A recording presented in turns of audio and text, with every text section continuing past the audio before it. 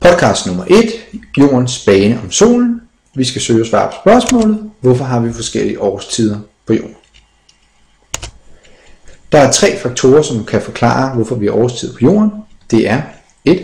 Jordens hældning, 2. Jordens rotation om sin egen akse, og 3. Jordens bane om solen. Det vi kan se på figuren her, det er, at vi har solen i midten, vi har jorden herude til venstre, og hernede der kan vi se månederne i løbet af året. Det vi kan se her, det er den bane, som jorden bevæger sig i omkring solen. Den er ellipseformet.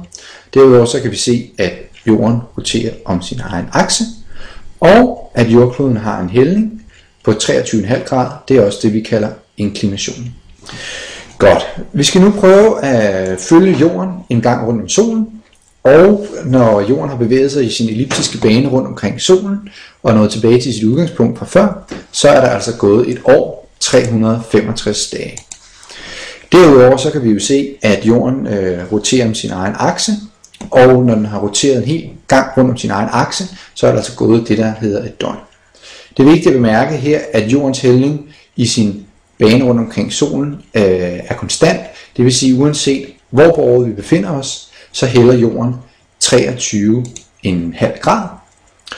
Og vi kan altså se, at der er dele af jorden, der er belyst, det er herovre, og dele af jorden, der er i skygge.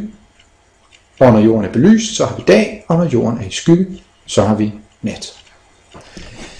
Vi befinder os nu på den 21. juni, det vil sige om sommeren på den nordlige halvkugle, og vi kan altså se nu, at vi på den nordlige halvkugle, en stor del af døgnets 24 timer er belyst, og en forholdsvis lille del af døgnet, der er vi i skygge, altså dagen er lang, og natten er kort. Modsat kan vi se på den sydlige halvkugle, at en stor del af døgnets 24 timer er i skygge, forholdsvis lille del er belyst. Altså er dagene længere på den nordlige halvkugle i sommermånederne, end på den sydlige, hvor dagene altså er korte i sommermånederne.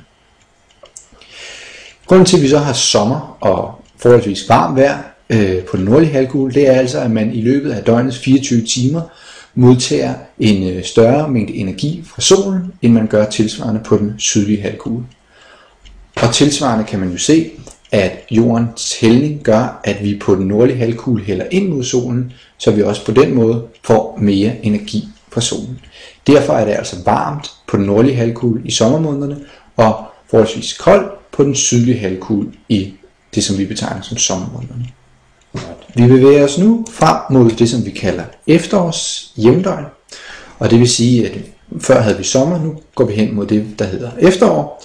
Og det, som der er kendetegnende ved efterårsjævndøgnet, det er, at vi befinder os i slutningen af september måned, helt nøjagtigt den 22. september, og at alle steder på jordkloden modtager den samme mængde stråling fra solen, og det vil sige, at man er belyst i 12 timer og befinder sig i skygge i 12 timer. Og det er lige meget, om man befinder sig på Nordpolen, Sydpolen, ækvator eller eksempelvis i Danmark. Vi bevæger os nu fra efterårsjævndøgn frem mod det, som vi kalder vintersolhverv, og det er det, hvor vi på den nordlige halvkugle har den korteste dag og den længste nat.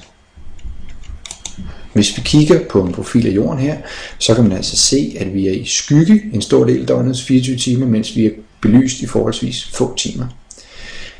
Det kan ud med at ses ved, at man kigger på den nordlige polarcirkel, at man nord for den nordlige polarcirkel befinder sig i skygge i døgnets 24 timer, og modsat ved den sydlige polarcirkel, der befinder man sig i sollys 24 timer i løbet af et døgn. Det vil altså sige, at vi har sommer på den sydlige halvkugle i vintermånederne, mens vi i den nordlige halvkugle har vinter. Og det skyldes igen, at den sydlige halvkugle modtager en større mængde stråling fra solen, fordi at den er belyst en større del af døgnet, og modsat befinder vi os altså i en større del af døgnet i skygge på den nordlige halvkugle, og derfor har vi altså vinter. Vi bevæger os nu frem mod det, som vi kalder forårsjævndøgn, og forårsjævndøgnet er på en måde det samme som efterårsjævndøgnet, og det kan vi se her, hvis vi kigger på profilen af jorden. Altså igen, at uanset hvor på jordkloden man befinder sig, så er man belyst i 12 timer og befinder sig i skygge i 12 timer. Det gælder for Nordpolen, Sydpolen, ækvator og eksempelvis også Danmark. Vi skal nu tilbage til udgangspunktet den 21. juni, og det er altså også det, som vi betegner som sommersolhverv.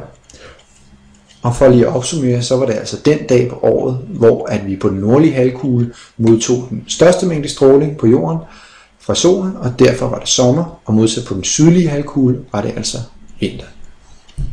Vi har i løbet af denne her video altså været igennem jordens bane omkring solen. Vi har snakket om jordens inklination, eller jordens hældning på 23,5 grader. Vi har været igennem årets længde, 365 dage, døgnets længde, 24 timer. Vi har snakket om vintersolhverv, sommersolhverv, forårsjævndøgn og efterårsjævndøgn.